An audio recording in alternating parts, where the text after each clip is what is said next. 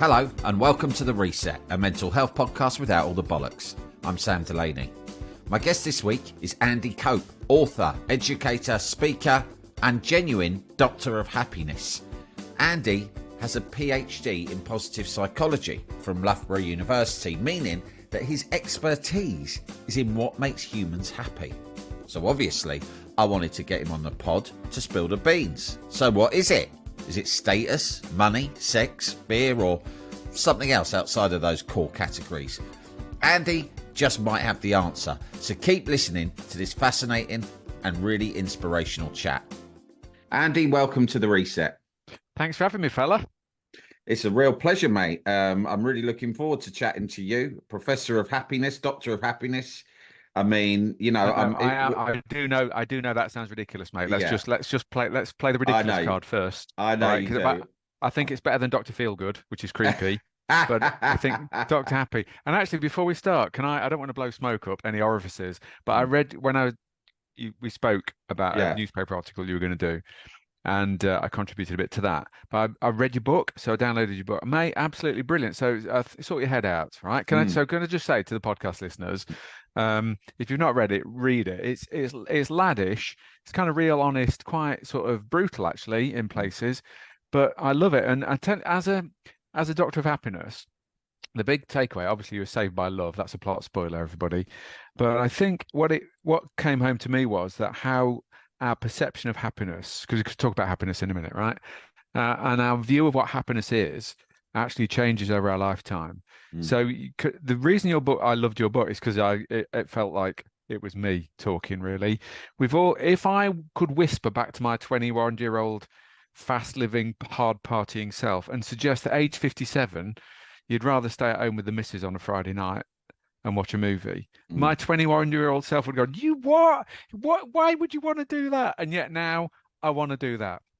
And I think that's what came across in the book, is that I think you've also found that place of happiness and peace and love. Oh, it sounds a bit Buddhist, but actually you prefer a night in than an all-nighter nowadays. So I think anyway, that's what came across to me, and it was beautifully written and very funny as well.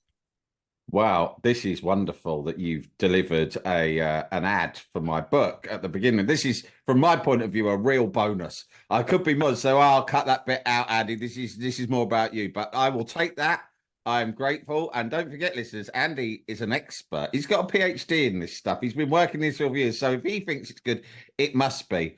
I really appreciate that, and it is a theme. Listen, I want to ask you about your story, but seeing as you've raised that theme, you know, the idea of how our ideas of happiness change. Yes, that's true. If someone had told me, you know, my 20s, oh, you'd rather go for a dog walk, staying with the missus, you know, you're more interested in nature or whatever than you are in drinking, I would have thought, yeah, I can imagine that happening to me in middle age, but that will only be because I've basically given up, right? That's what I would have thought. Now, I would have said that. That would have been my perception of middle-aged people. I would have thought, oh, they just stopped trying. They don't care. They've given up on good things, and they just kind of they just become boring. I truly believe, but I suppose I would say this, is that was always the source of happiness. The peaceful life, the life that is focused on love and simplicity, is always the secret. But it takes people different times to arrive at that, and perhaps you need to go through other experiences first to come to that conclusion. Wow, it's deep, isn't it, mate? We're straight in with deep. Yeah, no, well, you're right. Is it? We're talking about hedonism here, and I think everybody goes through it. Is like the fast route to happiness. 6 pints of beer and a line of something or other, and we're like, whoa, instant happiness. But I think if some people never find the way out of that, right? Let's be brutally honest here. And they wouldn't get. I'm 57. You don't get to 57 if you continue to do that. And some people do continue to do that. So I think the fact that you have found that inner peace and you've written about it, basically you've created it's a book about self-help that's for people who don't like self-help, which is perfect because there's loads of messages in there, but surreptitiously disguised as a rip-roaring, hilarious tale of debauchery and fast living. Yeah, with messy endings. But Listen, Andy, I'm interested in how you arrived at what it is you do today. This is full time for you, whether you're writing books, delivering talks, workshops, all of this stuff. What was it that led you to a curiosity in this stuff and doing your PhD and all the rest of it? Oh, mate. Okay. Well, I kind of start with a quick story then. So, epiphany moment. I don't know if you ever had one Mm, where you sort of bumbling through life with not really much of a clue, and then all of a sudden, literally next second, it's like, oh my gosh, now I get it. So that I think these enlightenment and epiphany moments are supposed to happen in church or somewhere religious. And mine was in Tesco's in very randomly in a place called Ashby de la Zouch next to the M42. So it's a bit of a random thing. About 20 years ago, right before I knew Mm, anything about what we're about to talk about. I was fine. I was going through my life, two little kids and all that malarkey, doing the Saturday shop at Tesco's. And I had this blinding flash of realization or insight or epiphany, whatever you want to call it. It would stop me dead in my tracks in big Tesco's in Ashby. I realized all of a sudden that wherever I go, I'm there. Right. And I know that's obvious, but I'm like talking at a level of clarity that I'd never had before. So in Tesco's, I was like, all of a sudden, bloody hell, I'm in big Tesco's in Ashby, little me, big Tesco's. I'm in actual Tesco's. That's amazing.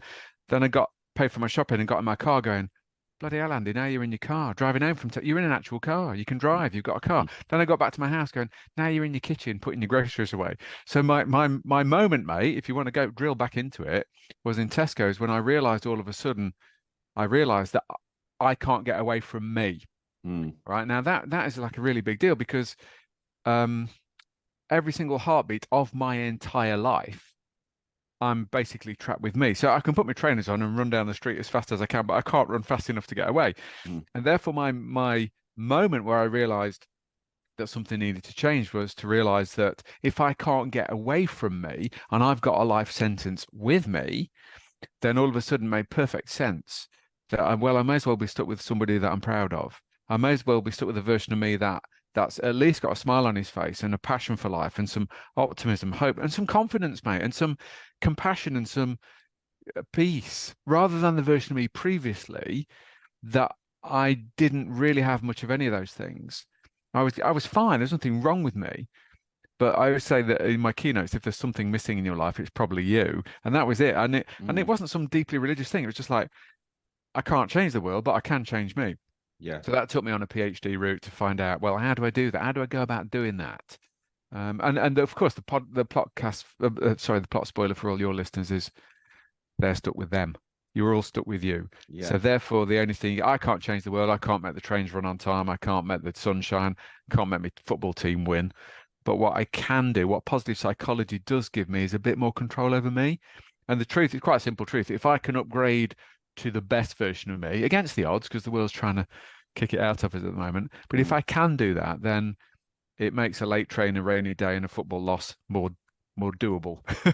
I'll bounce I back quicker. I listened to an interview with Paul Weller recently, and the guy interviewing him, was referring to him as a genius casually. He was a big fan, and Paul Weller was very insistent, and I felt it was very sincere that he said, I have to say, I'm not a genius." He went, "I'm not a genius. I genuinely am not." He goes, "What I'm good at is I'm good at being me."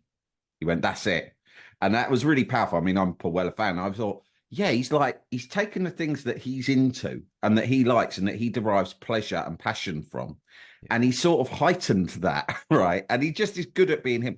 I'm not quite sure what it means, but what I liked the sound of it. And I thought, there are very occasionally, it's only occasional, where I find I catch myself enjoying my own company. And it might be that I'm walking along the street or in the car and I'm having a little conversation with myself in my mind about a subject that interests me, right? Or a perspective that is like amusing to me, right? And I think, oh, that's quite nice. Because most of the time, the negative voices in your head are just shaming you and like having a go at you and lecturing you on the shit you should have done and that you haven't. Do you know what I mean? Well, good news, mate. We've all got that inner voice because I used to Yeah. think it was just me. Just think Yeah. it was me like beating myself up in my head. I was if you speak to everybody else how you spoke to yourself in your head, you wouldn't have any mates, would you? You No. know, you're so brutal to yourself. There's a word sonder. I love the words. I love language. Sonder is basically the realization that every random passerby in your life has the same screaming insecurities in their head that you've got in yours. So I think it's understanding that that's part of the human condition. Paul Weller's got that voice as well, mate, Mm, unbelievably. mm, And I always think that it's not about too many people are trying to be somebody else. mm. We're looking at celebrity. I mean, teenage girls looking at airbrush perfection of celebrities, trying to be something that's not even attainable. And what I'm really talking about, what I want to drill down into Mm. is it's not about trying to be somebody else. It's trying to be more of who you already are at your best. All right. So Paul Weller's nailed it with that. It's like a kind of, I'll probably tweet that later and claim it's mine. um, so you made this you had this epiphany where you realized I've got to be the best version of myself, and then obviously it was a very long route, academically speaking, and you threw yourself into studying stuff. Uh, but summarize it for us, mate. Give us the benefit of all those years. What does that mean, being the best version of Yeah, yourself? yeah, Were yeah. there Well, things in your character that you identified that you needed to iron out?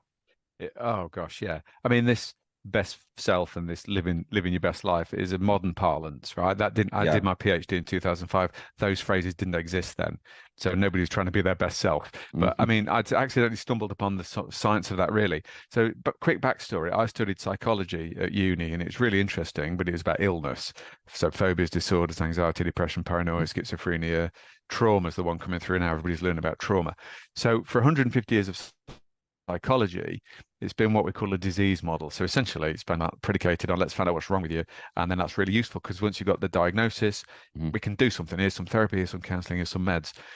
And what I realized is, and so 150 years of that, right? Hmm. But here's the thing, mate, is this, if you think about it, despite the best efforts of 150 years of psychology, that's the best therapy, the best counseling, the best meds we can invent. The truth is, and you see it every day in your lives and on the news, is that mental ill health has been getting a whole lot worse, not a whole lot better. So Yeah. what I realized in 2005 is like it's kind of not working. Like psychology, I'm doffing my metaphorical cap to the psychologists out there who are overwhelmed and swamped with more people coming through the system with more needs than ever before. So it doesn't seem to be working. So what I realized is like literally for 150 years of psychology, traditional psychologists have never ever studied people who are already happy. So basically on the grounds of them not being ill. So Yeah. everybody listen to this, mate. They can all think of in their life probably a single handful of people actually in their life who've got something a bit extra. Like Mm. whether it's an extra energy, an extra smile on their face. They're a bit weird. They seem to love Mondays like everybody else loves Fridays. In the workplace, these are your work colleagues who go the extra mile. You haven't got to ask them 10 times. It's like built in. They sort of they rock up at a business meeting with an open mind and a willingness to give things a go. Yeah, we'll try it. And Yeah. not only are they great to have at work, they're even better to have at home as parents and grandparents.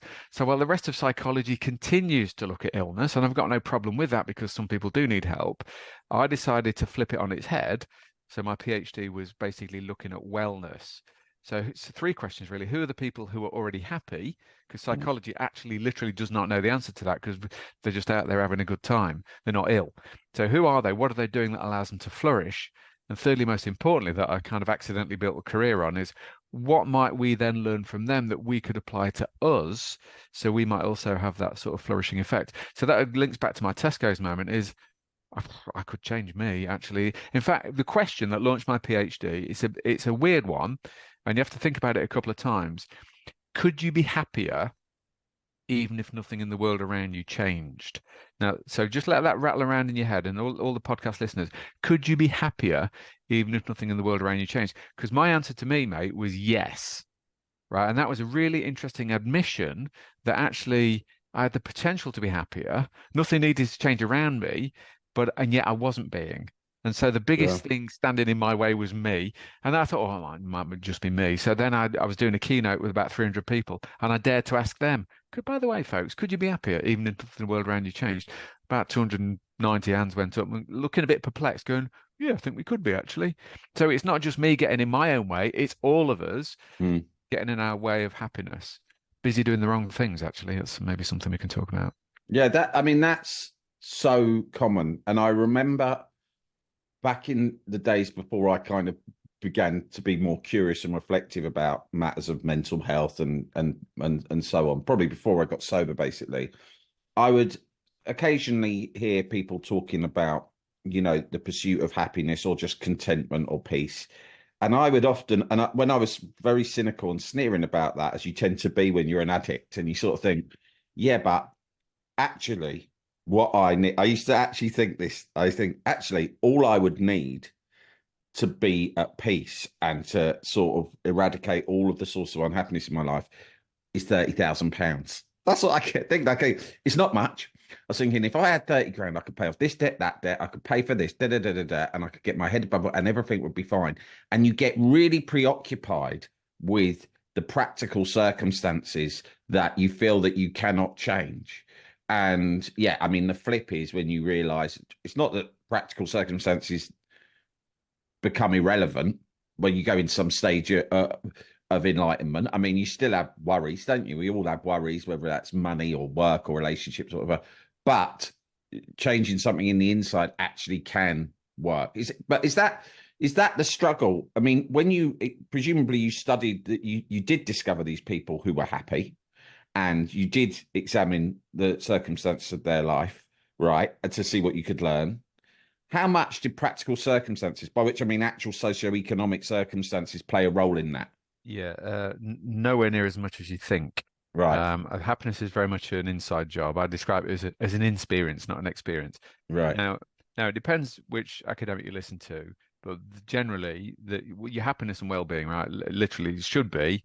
I will disagree with this in a minute, but right. 50% is innate, so 50% born into you, so your genetics. 10% is what you're talking about, which is circumstances, which Mm, sounds like a tiny sliver of the happiness pie, and then 40% of your happiness is down to what I call intentional strategies. These are the things largely in your head, the ways of thinking and ways of mm, perceiving the world. But I don't know about. I think if we do part two, I don't want to scare people off with part one. I know some stuff around quantum, mate, that will blow people's minds. But I think we've got a lot more control over our happiness and well-being than we ever imagine. But I think the modern world, so most academics would argue that only 10% of your external circumstances, your happiness is only 10% of the pie, um, which I find that hard to digest and believe because it feels like if you've got money worries or if your kids are not well or that will be massive. But actually, academically, it's not.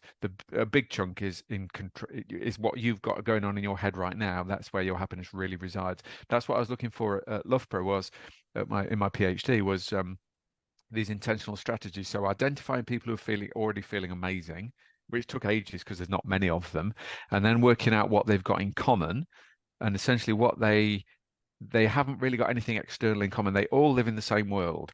So the happy people, their train gets cancelled as well, and their kids get ill, and they have to watch politicians messing the country up. But mm, they have this kind of extraordinary ability to not let that drag them down. So they do have a whinge and a moan sometimes, but mm, not consistently. Like, because it can become the background noise of your life, can't it? Just like, Will's gone to the dogs. And it does seem like the Will's gone to the dogs at the moment. mm, At age 57, I can't think of a worse 6 month news in my entire life. mm, If you look at the external circumstances out on the global scale, but it's not about that. It's about what's going on in your head largely, which sounds hard to believe, but trust me, it's what I found out. mm. So what are what how do you cope then? Let's pick up on that. What are the strategies for people who are unable to? I mean, I've gone through phases of I will cut myself off from the news, right? I go through periods of that quite periodically, where I think the best solution is just cut yourself off from the news. There's nothing you can do about it. We live in a scary world. The future can be terrifying. Just ignore it. Listen to your favorite music, and that will get you through the day. Um, that's one strategy. It's not necessarily that viable. How do you cope in a world that is beyond your control and often scary? What are your strategies? Yeah. Well, the world is a bit quite toxic. Mm, Let me just read you. I've got I occasionally read it in a keynote. I'm just going to read you a little because I know you're a media person. I'm going to do a little short, slightly tongue-in-cheek news report that mm, maybe highlights where we're going with this in terms of Britishness, right? So I'll just read it word for word. So it says George Farthing, a British man living in America, was diagnosed as clinically depressed. He was tanked up on antidepressants and scheduled for controversial shock therapy when doctors realized he wasn't depressed at all. He was just British. So Farthing, a man whose characteristic pessimism and gloomy perspective were interpreted as serious clinical depression, was led on a nightmare journey through the American psychiatric system. Dr. Isaac Honey, a psychotherapist, explored Farthing's family history and couldn't believe his ears. Farthing spoke of growing up in a grey little town where it rained every day, of treeless streets lined with identical houses, and of passionately backing a football team that never won. Right? Identifying Farthing as British changed the diagnosis from clinical depression to rather quaint and charming. He was immediately discharged from hospital with a selection of brightly coloured leaflets and an "I Love New York" T-shirt. So I'm sort of, it's a tongue in cheek. I'm not having a go at depression because depression is bloody awful, right? Yeah. But I'm having a little pop at Britishness. Right. That the culture that we've accidentally let ourselves fall into Mm. is that low level background noise of everything's gone wrong. And Mm. I'm not saying the world's perfect, but the strategies, there's so many of them. Basically, what I did was I plotted people on graph of well-being, Mm. and if you do that, is you put thousands of people on how are you feeling, and what you'll find is the bottom third of the graph is overpopulated. I call it the curse of mediocrity. It's a slightly low-level sort of humdrum Monday morning version of us that's Mm. really looking forward to a holiday in 3 weeks' time. So if you Yeah. pop into work and somebody says, "How are you?" Only 3 weeks to go. So you're literally counting your life down, wishing it Yeah. away, trying to get to now, and that's fine. And I spent 40 years being that fairly sort of humdrum version of it. Now, and I've not got a problem with that. But at the top of the graph, this is the unexplored bit, is right at the top of the well-being chart is what I call the two percenters, which is my nickname for the small percentage of the population that are buzzing. They've Mm. got statistically significantly loads more happiness and about 40% more energy when you're at your best, essentially it's best self mode. Yeah. They do stuff, they make things happen, they're great to have as work colleagues, all that stuff I said earlier. So my thing was, well, who are they? And 'cause I wanted to be one, basically. Who are they? What are they doing? And what can we learn from them? And the biggest thing, mate, after 12 years of hard academic graft, it sounds so obvious, but the biggest thing my two presenters have got in common is, and I've chosen my words carefully because it is a conscious and deliberate attitudinal choice. So essentially what they do is they consciously craft an attitude that works in their favor. So essentially they've got a great attitude. They've Mm. learned to have an attitude that's really positive.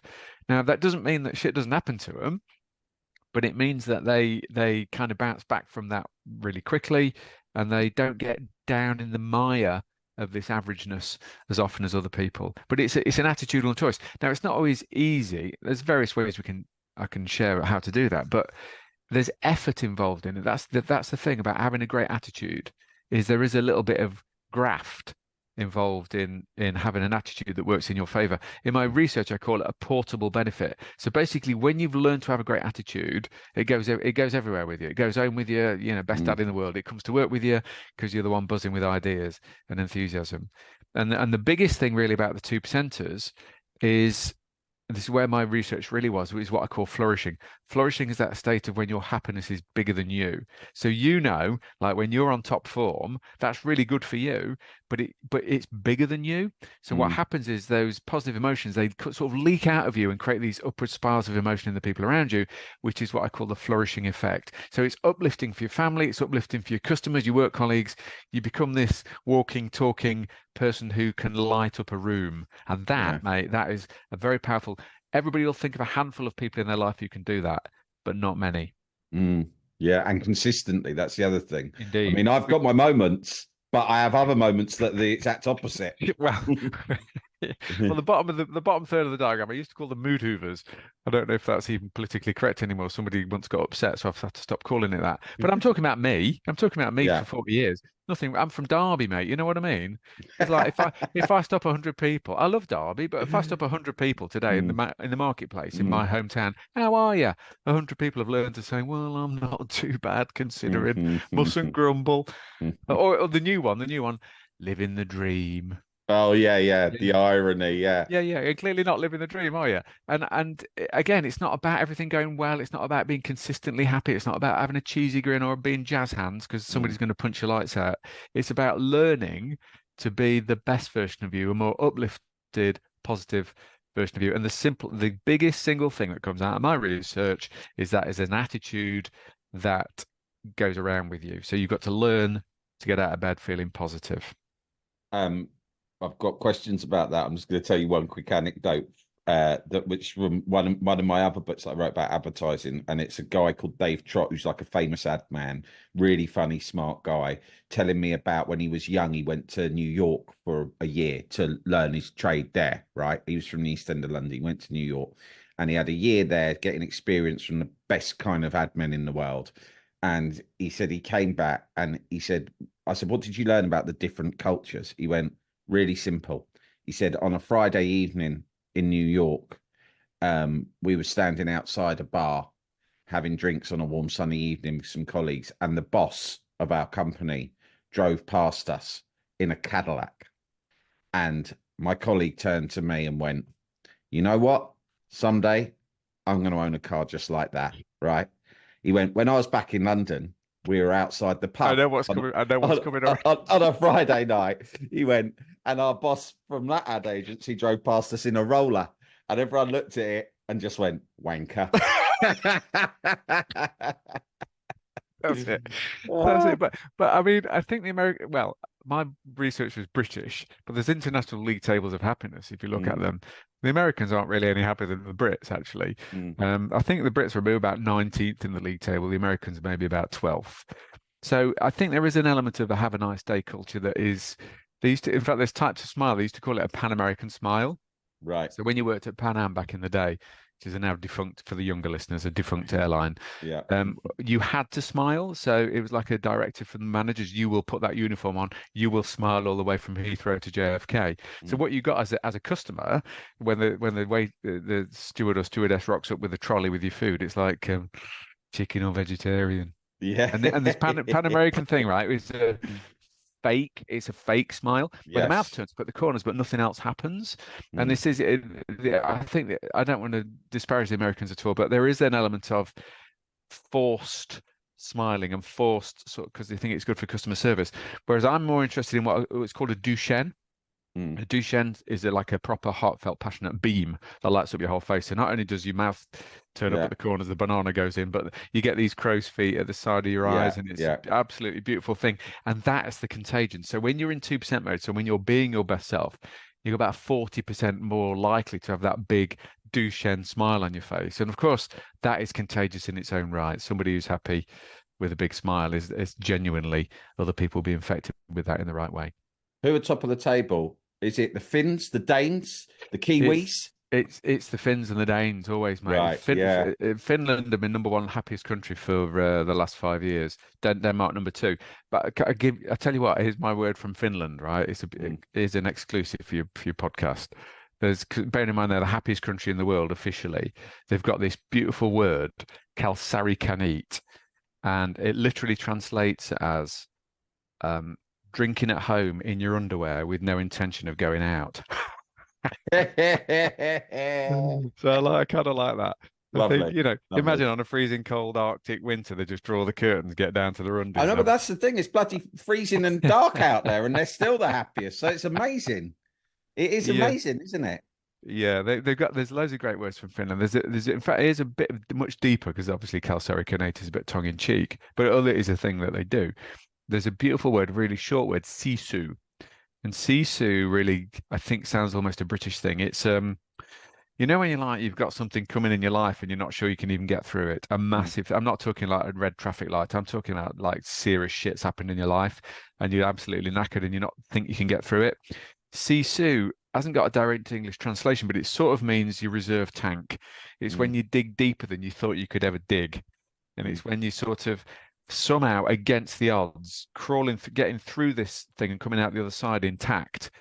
It's reserve tank. We might call it grit or resilience or sheer bloody mindedness. It's almost like a middle finger up to the world, mate. Yeah. It's like when the world's doing its worst, you somehow find the fortitude to get through it. And I think that runs deep in the Finnish culture as well. This determination and this bloody mindedness to um, get through bad times. How do you craft an attitude? How much is it to do with the way in which your parents have raised you? Or how much do people can people just teach themselves? Where does it come from when you say craft and attitude? Yeah. Great stuff. It helps if your parents are two percenters and really Mm, positive without being over positive. So there's only one rule of parenting, right? The is basically your children won't do what you say, but they will do what you do. And I think that's really important for anybody, parents or grandparents listening to this, is mm, that basically it's called social learning. Your kids will look, whether you think it or not, honestly, they'll look up at you and you'll have an attitude and certain mannerisms that they will copy. It's called social learning. They can't not copy it. All mm, right. So you got to be really, really careful about the version of you that rocks up at home, actually. But in terms of how do you craft a great attitude, I think again, it sounds really obvious, and I know you've covered it on lots of other podcasts, so I won't do it in detail, but gratitude is a really quick win. It's almost like beyond obvious, but essentially what most people will do is the opposite of gratitude. They will go their entire life grumbling about what they haven't got.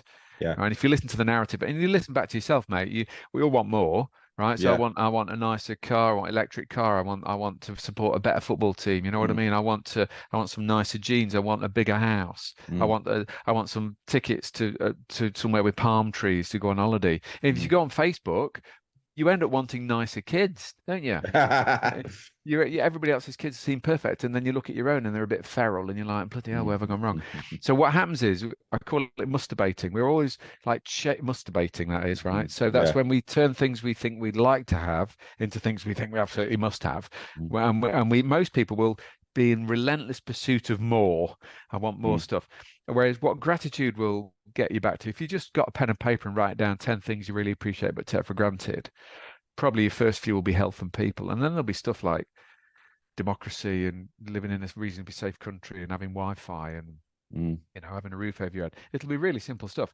And so rather than pursuing more, what if you want an attitude that really works in your favor is a different starting point is to look at what you've already got and just start there first. Look at your list of 10 things and go, wow, that yeah. is pretty amazing start. Pretty much we've got everything in this country that we need to be happy. So it's turning off the tap it's stopping masturbating, really. No wonder we're knackered. There's a lot of in our culture now though, there's a lot of kind of perfectionism, there's a lot Yeah. of comparison, and particularly amongst men, there seems to be a culture of driving yourself to be the very best, right? And isn't that like a toxic form of masturbation as well if you don't get the balance right? Yeah. I think I think I've got no problem with the striving to be a slightly better version of me than I was yesterday, Mm, but it's not at the pursuit at the expense of my mental health. Is you got to learn to be your best mate, your own mm, bestie, really. It's like what you started this without. Is like mm, you walk down the street, sometimes you have a nice thought. You go, do you know what? Maybe I'm not such a bad person. And it's no it's being your own bestie, which sounds like really sickly and over the top, but actually self-care. Truth is, well, they say you can't pour from an empty jug, you can't pour from an empty cup. You can't give what you haven't got. mm, So if you can't like yourself, how has anybody else got a chance of liking you? mm, Right? So self-care is not a sickly thing. It's the most important thing is I think looking after your physical health actually, which is what you weren't doing and what I wasn't doing for about mm, 30 years, is eat, move, and sleep. If you get those right. In fact, I read there was an academic study, I think it was Warwick Uni. They said something like it might be a little bit out, but it's off the top of my head. If you get your full 8 hours of sleep, which most people do need 8 hours, but we're all sleep deprived. If you can treat yourself to the full 8 hours regularly, like 7 nights a week, then if they put a monetary value on that, they reckon that's worth about £300,000 worth of happiness to you every year. It's like wow. a lottery win. Like just Yeah. go to bed an hour earlier, you'll wake up feeling refreshed, revived. Um, so 300 grand's worth of happiness right there, just in being nice to yourself. Yeah, it's like the small practical things are sort of so like because we can, I mean, we have done so you can talk about things that verge on the philosophical reflections and whatever, and that's all useful as well. But you're so right. If you're just like resting properly, getting a bit of exercise in, eating like reasonably well, then straight away, I mean, that's, when I got sober, those things were the things that actually changed overnight. It wasn't so much, yeah, not having alcohol inside me was good, but the things that was preventing me from doing was exercising. You eat crap. You don't ever sleep well, ever. and so it's like such an immediate epiphany. These things are often more simple than we imagine, aren't they? Well, it's the simplest thing in the world is self-care, really.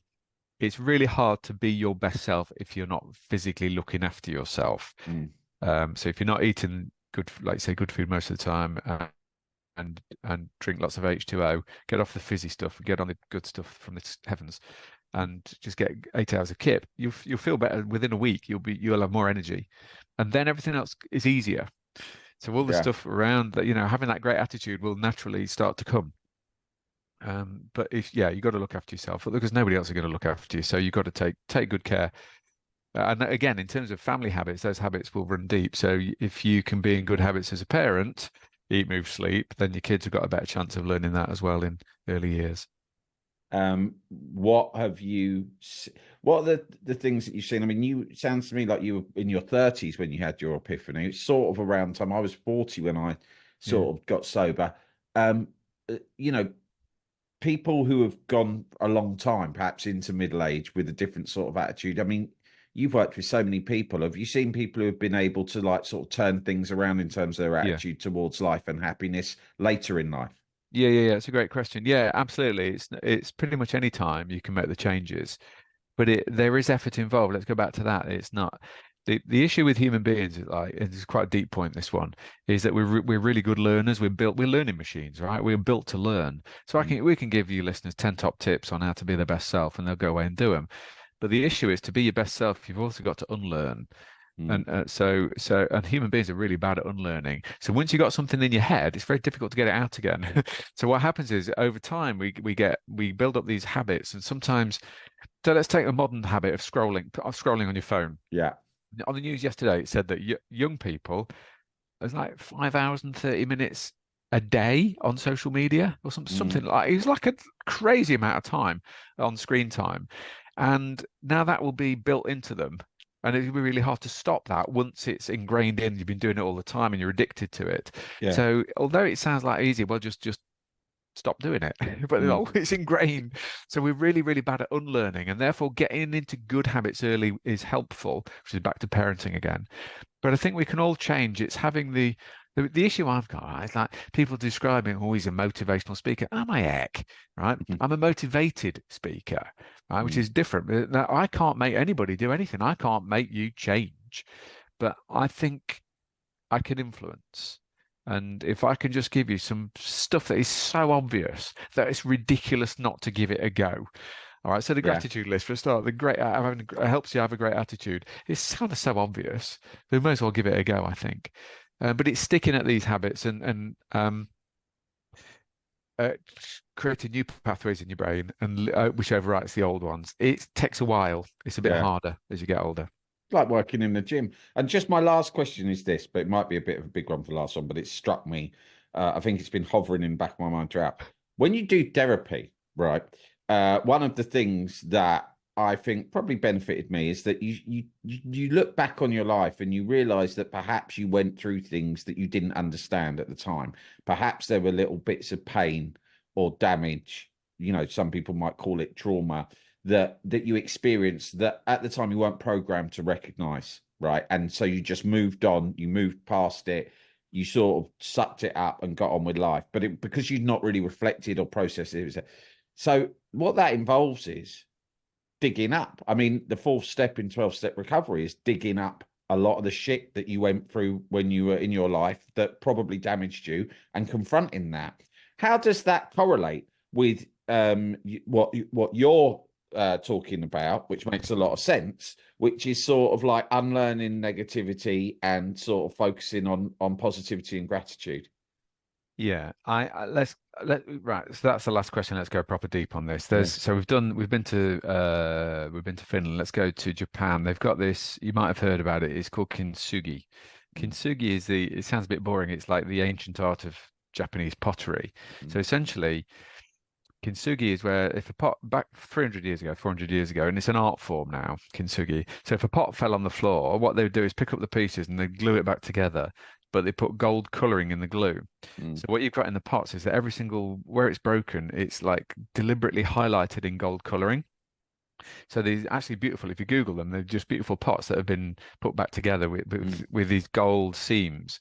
And the reason I love kintsugi is that that pot is deemed to be more beautiful after it's been put back together. So I think it's now there's something in there about humans. What you're just saying there is essentially we're all human kintsugi.